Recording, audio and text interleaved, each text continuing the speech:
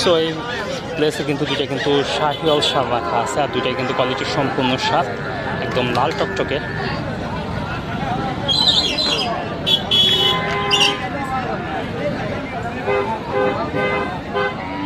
দুইটাই প্রায় same, but হাতের ডান দিকে যেটা যে এটা কিন্তু একটু পার্সেন্টেজ বেশি মনে হয়।